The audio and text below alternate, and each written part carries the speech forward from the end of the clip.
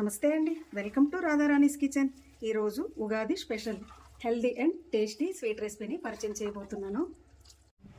పిల్లలు పెద్దలు ఎంతో ఇష్టంగా తినే తక్కువ టైంలో తయారయ్యే డ్రై ఫ్రూట్స్తో బ్రెడ్ హల్వా. రండి తయారీ విధానం చూద్దాం. తయారీకి కావాల్సిన పదార్థాలు: బ్రెడ్, డ్రై ఫ్రూట్స్.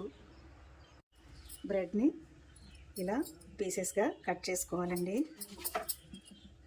ఇలా 4 ముక్కలుగా కట్ చేసుకుంటే సరిపోతుంది.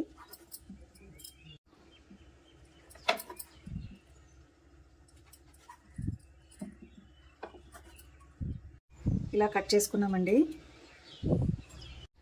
డ్రై ఫ్రూట్స్ కూడా మనకి నచ్చిన విధంగా కట్ చేసుకుందాం.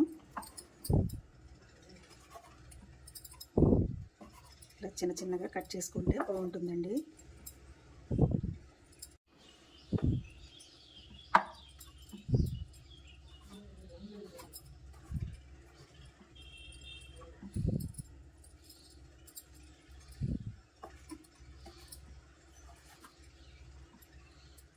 ముందుగా బ్రెడ్ ఫ్రై చేయడం కోసం తగినంత ఆయిల్ వేసుకున్నానండి. ముందుగా డ్రై ఫ్రూట్స్ని వేయించుకుందాం. జీడిపప్పు వేసుకున్నాం కదా, కాసేపు కలుపుకోవాలండి. జీడిపప్పు కాస్త ఫ్రై అయిందండి. బాదం, కిస్మిస్, ఖర్జూరం వేసుకుని చక్కగా ఫ్రై చేసుకోవాలండి. ఫ్రై అయిపోయింది.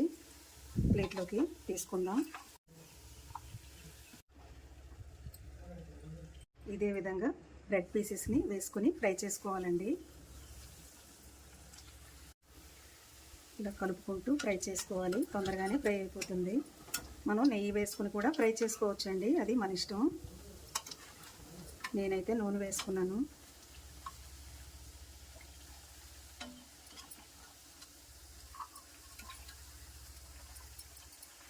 ఫ్రై అయిన వాటిని ఒక ప్లేట్లో తీసుకుందాం.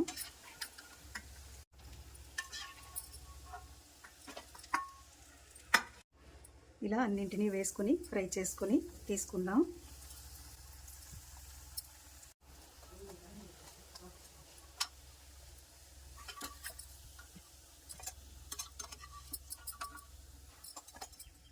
ఈ విధంగా ఫ్రై చేసుకున్నామండి.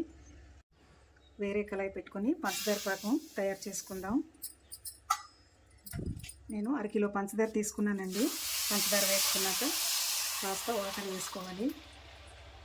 పంచదార కరిగే వరకు కలుపుకోవాలండి. పంచదార కరిగిపోయింది. వేయించుకున్న బ్రెడ్ పీసెస్ని వేసుకుందాం. వేసుకుని కలుపుకుంటూ దగ్గరగా ఉడికించుకోవాలండి.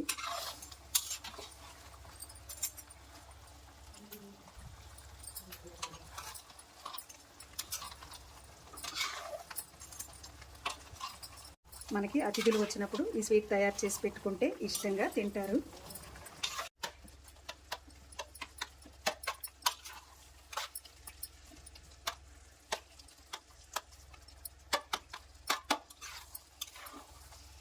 ఇలా దగ్గరగా ఉడికింది కదండి. ఇలా ఈ విధంగా తయారు చేసుకోవాలి.